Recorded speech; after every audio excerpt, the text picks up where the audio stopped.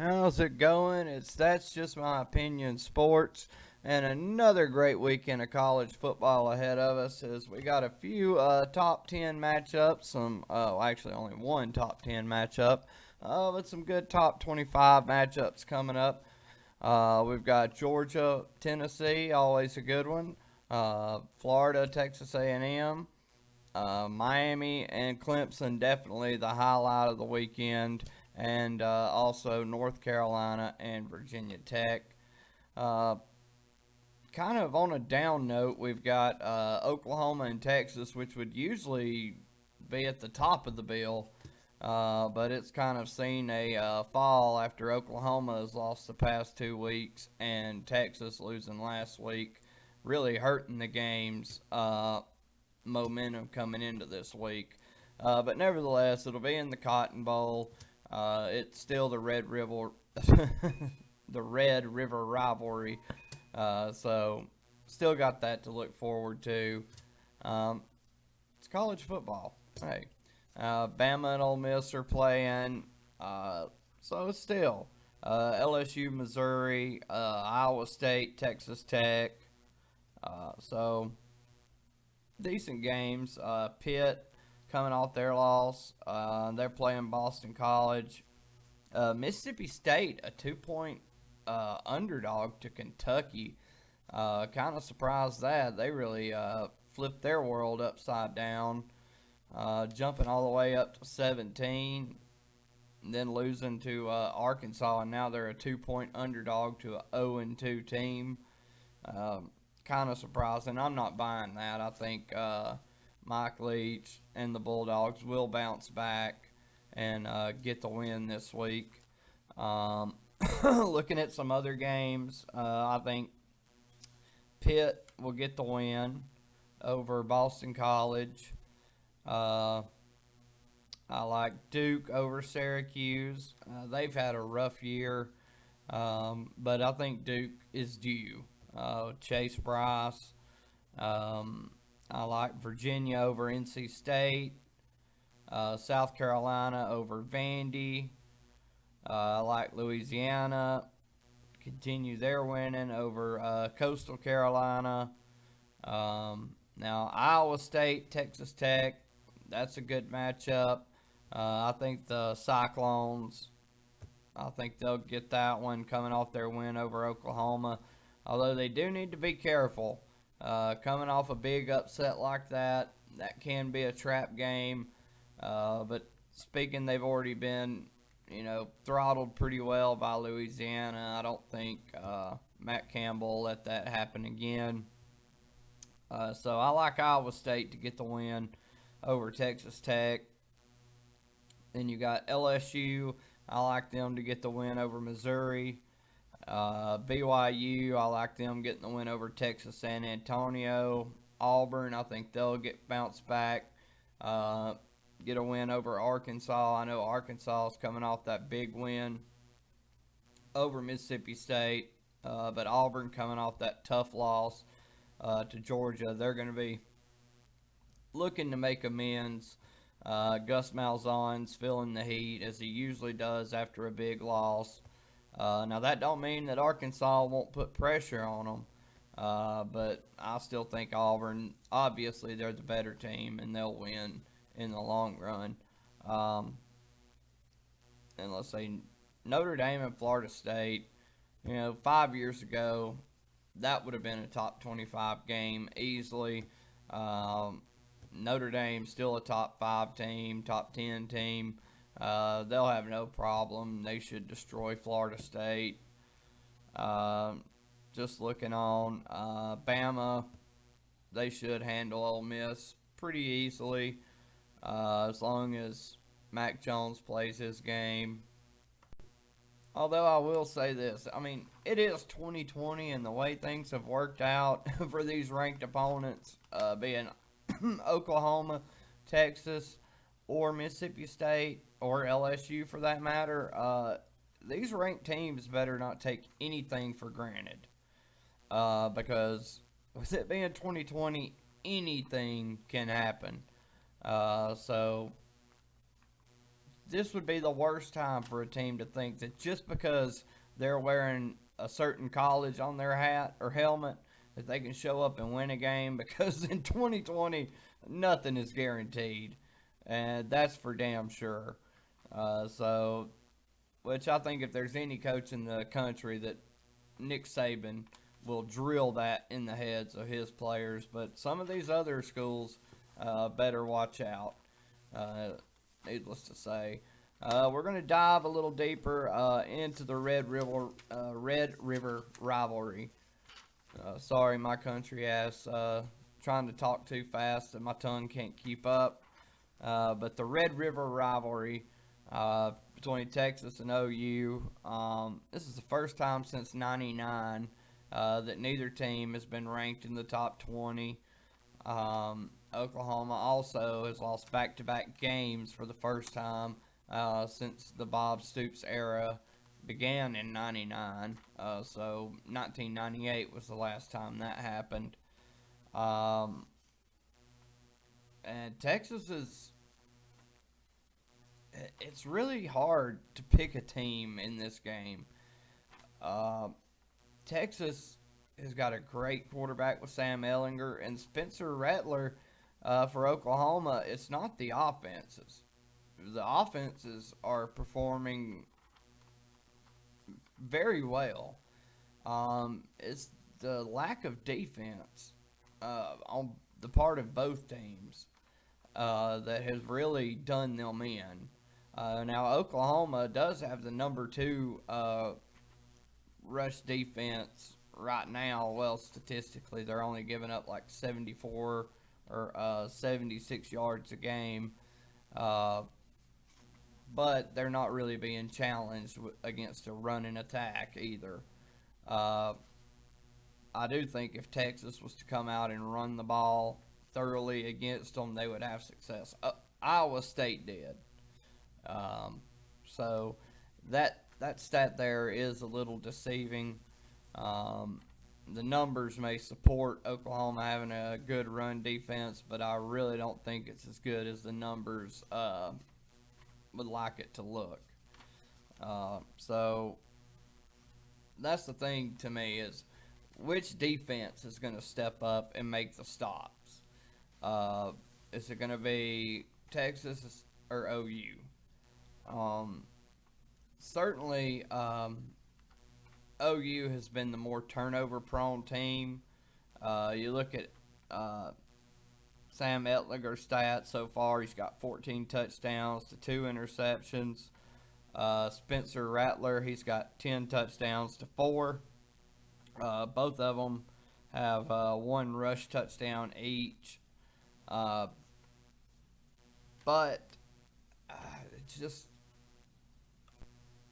so I keep going back and forth on this game with Etlinger and Rattler because to me that's the key, the quarterback play, and which defense can stop the quarterback because these two offense flows through the quarterbacks. Obviously, by Oklahoma having 3 Heisman Trophy finalists, including 2 winners in the past 3 seasons. I'm going to go with Oklahoma. I do not see a Lincoln Riley team losing 3 straight. Really, they had chances to win both the games they've lost.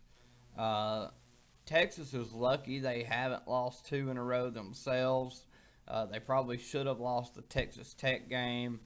Tom Herman, to me, that's going to be what comes away from the game is what are we paying Tom Herman this large salary for if we keep losing to Oklahoma?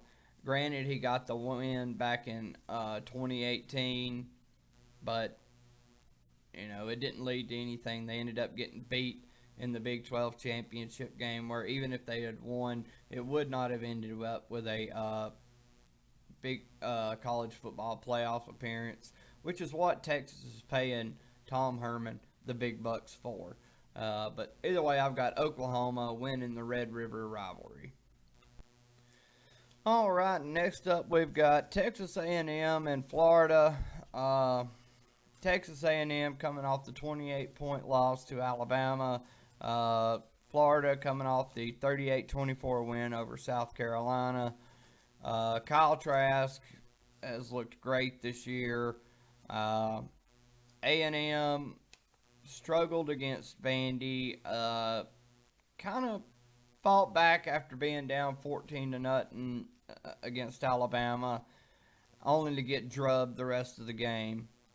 Uh, and kind of like Tom Herman, Aggie fans are not going to be patient.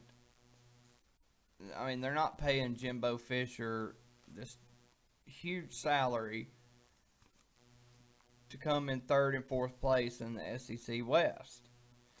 And I know Florida is the SEC East team, but to me, it's going to be bad for Jimbo if they lose. And honestly, with the way Florida's playing, I don't think it's going to be good for A&M. Now, like I said earlier, it's 2020. I don't put anything past any team, especially with a fifth-year senior quarterback like Kellen Mond. This is Jimbo's most experienced team. Jimbo prides himself on being a quarterback guru.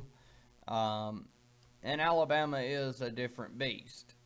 So, they very well could pull the upset.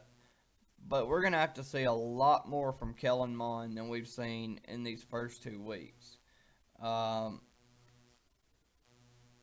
being said, not only are you going to have to score, you're going to have to slow down Kyle Trask and that Gator offense.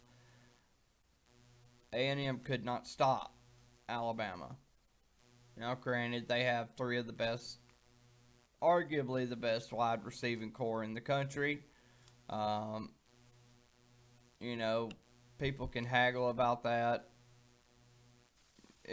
You're not going to win an argument saying that Alabama's not in the top 3 of wide receiver group in the country. So, to me, how much can the A&M defense slow that Gator offense down? Can they slow that Gator offense down enough to keep their offense in the game? But then again, who knows? Maybe this is Jimbo's moment and Kellen Mond's moment. Both have been searching for that ever since Jimbo's arrival in College Station, and maybe this is it. We thought he might have had it after the 7 overtime win over LSU a couple years ago. That kind of helped him for bought him a year with fans at College Station, but they're ready for some more, and rightfully so. He's one of the highest paid coaches in college football, and a 1-2 start, especially if they're blown out. If they get hammered like they did against Alabama, that's not acceptable. There's too much talent. They have too many resources in College Station for that. So, to me, it's almost a must-win, but it's a must-be competitive game for Jimbo, or it's going to be very hot in College Station on Jimbo's butt, and he needs to do something fast. I think Florida will win. I do think it'll be pretty tight, but I do think Kyle Trask and this Florida offense is too tough in the end. I'm thinking Florida 31-21, maybe 38-28 type victory. I think the Gators will get the Aggies in the end, though. All right, and next up, we got Tennessee and Georgia. And I'm still ticked off at Kirby Smart for what he did to me last week. That ain't right, Kirby. Just making us think you didn't have a quarterback. And there you got Stetson Bennett hid in the background, making me take Auburn, thinking they're going to pull the upset. And then you got this guy back there, a little game manager does everything right, don't turn the ball over. Perfect for your offense. That was a dirty move. Dirty move, Kirby. A brilliant move, but dirty. And, anyways, now on to Tennessee. Jeremy Pruitt has really got this thing turned around. The only problem is their 8-game winning streak are not against opponents like Florida, Georgia, Alabama, LSU. They don't match that caliber. They don't even really match up to the caliber of Auburn.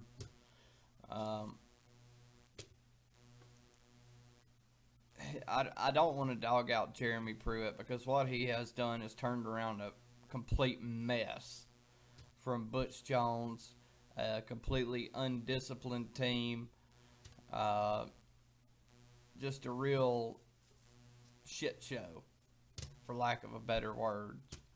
Um, and he's really done a good job, but it is against unproven teams. Now, sure, what he's done against, the wins against Kentucky, those are solid wins.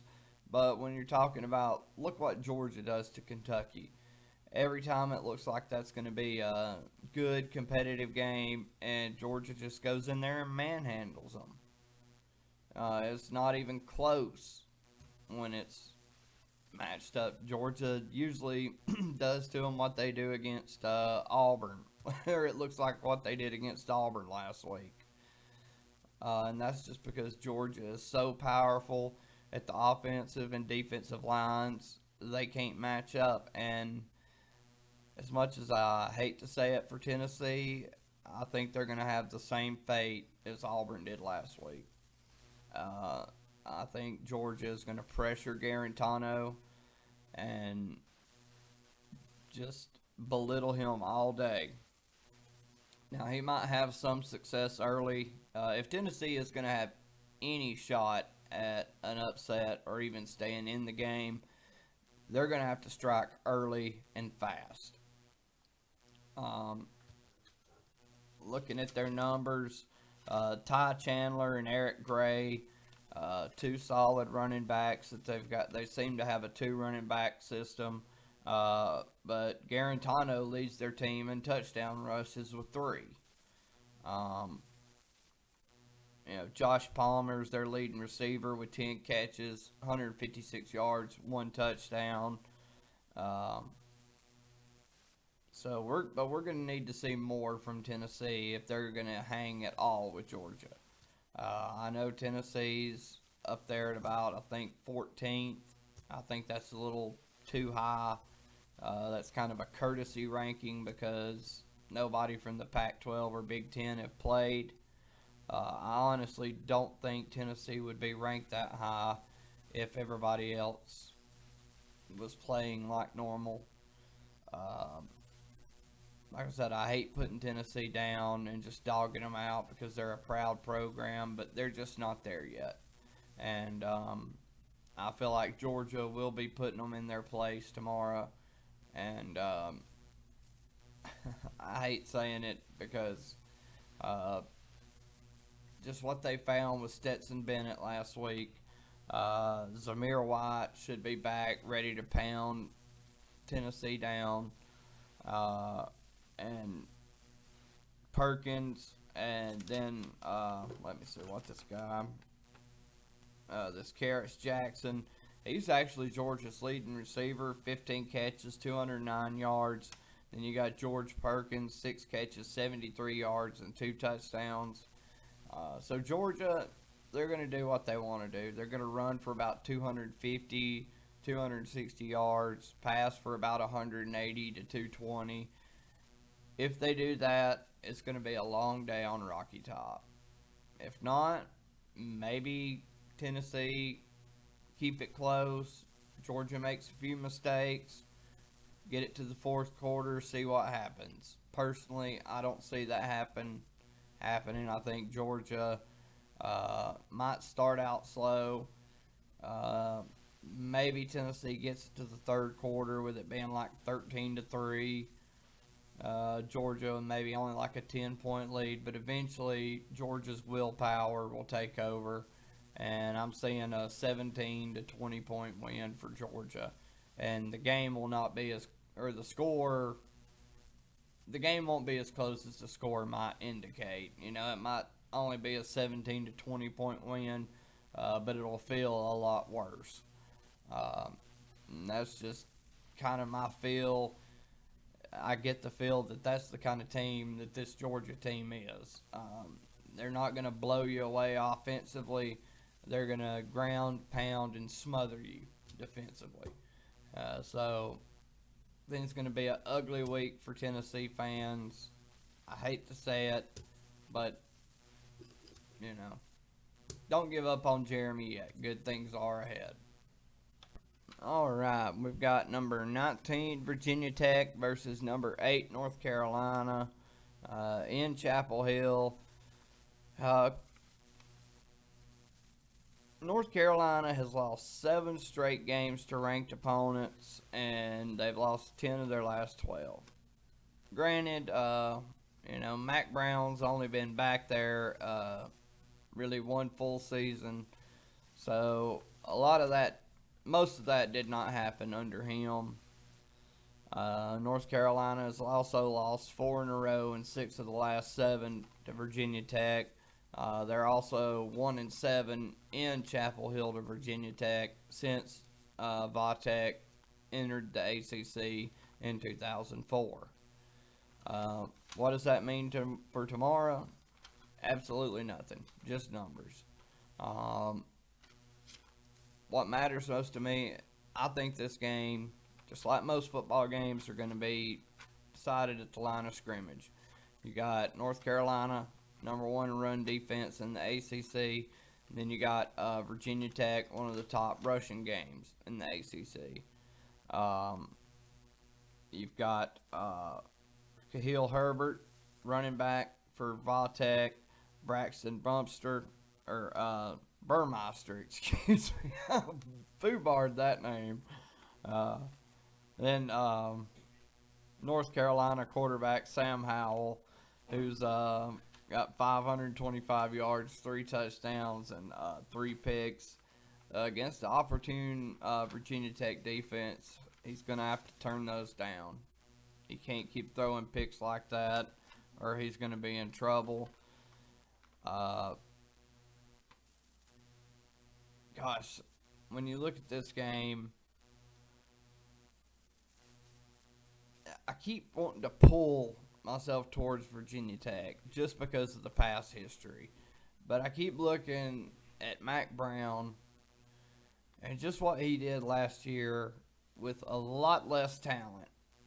Them being a 2-point conversion away from beating Clemson. The plays that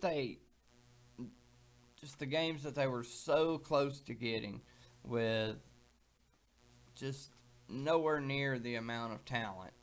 And just a reminder that that's how good Mac Brown is. And this year, one more year of coaching under him. I was going back and forth on this game, kind of like I was the Texas-Oklahoma game. And you know what? I think North Carolina's going to get them. I think Mac Brown, Sam Howell, it being in North Carolina. And like I said, it's 2020. Anything can happen. Heck, I almost hate making picks at this point. 2020 has been so dang weird. Feel like almost every pick you make, it's going to be opposite. But I really do. I like this North Carolina team. I think they could potentially go up against Clemson in the ACC title game. So I'm going to go with them over Virginia Tech. And that leads me to my last pick and the last game, which is the number 7 Miami Hurricanes at the number 1 Clemson Tigers. And this game, and not a lot of people really thought Miami would be in a top 10 position at this point. But De'Aaron King has just come in there and really put this program on the next level. Rhett Lashley has done a great job as offensive coordinator as well. Um, and just, I know a lot of people thought Louisville was going to get Miami, and they went to Papa John's Stadium and just routed the Cards, and Miami hadn't looked back since. And it's so tempting because you always think Clemson might be vulnerable in games like this, and then you remember that these are the moments that Clemson lives for. You know, Dabo gets his team ready for these moments almost better than any coach other than Nick Saban. And really, he's been better than Saban head to head the past couple of times, or at least the last time they went head to head. So I'm almost scared to talk about somebody even having a chance to pull the upset on Clemson, especially in Death Valley, because it is almost Death Valley for an opponent. But it is 2020, and how 2020 would it be for the Miami Hurricanes to go on the road in Death Valley and to beat the Clemson Tigers? You couldn't get much more 2020 than that. With De'Aaron King and just his story, the way he left Houston, the way that whole story went down. I mean, you could not get more 2020 than the Hurricanes going into Death Valley and beating Clemson. I don't care. I still don't think it's going to happen. Not with Trevor Lawrence, not with Travis Etienne, not as long as they're Clemson, and not as long as Dabo Swinney's on the sidelines. I do think Miami will play it close. I do think it'll be a close 3.5 quarters, maybe going into the fourth quarter. I wouldn't be shocked if Miami had the lead. But Trevor Lawrence, and they will find a way to win. Clemson, they're not going to lose at home. Not to Miami, not to anybody. They know if they get past this game in Notre Dame, they pretty much can cruise to the ACC championship and possibly another college football playoff berth. All they got to do is win and defend their house. And for all intents and purposes, they should.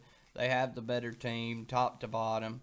The only place that they might even be equal, and they're really not. Trevor Lawrence is a better quarterback than King. Not to put him down, but you know, Trevor Lawrence has been projected the number one pick in the upcoming draft for pretty much since they beat Bama in the 2019 playoff championship. So, look, Trevor Lawrence, just too much Clemson, too much Death Valley, too much Orange, but too much Clemson. They'll get the win over top 10 Miami. Should have our NFL picks tomorrow. It's going to be a little bit more spread out than usual due to the beer flu, all the positive tests. So, really don't know how. I'm going to kind of pick everything. I might do a Sunday video, Monday video, Tuesday video. We'll see. But until then, y'all take care. God bless.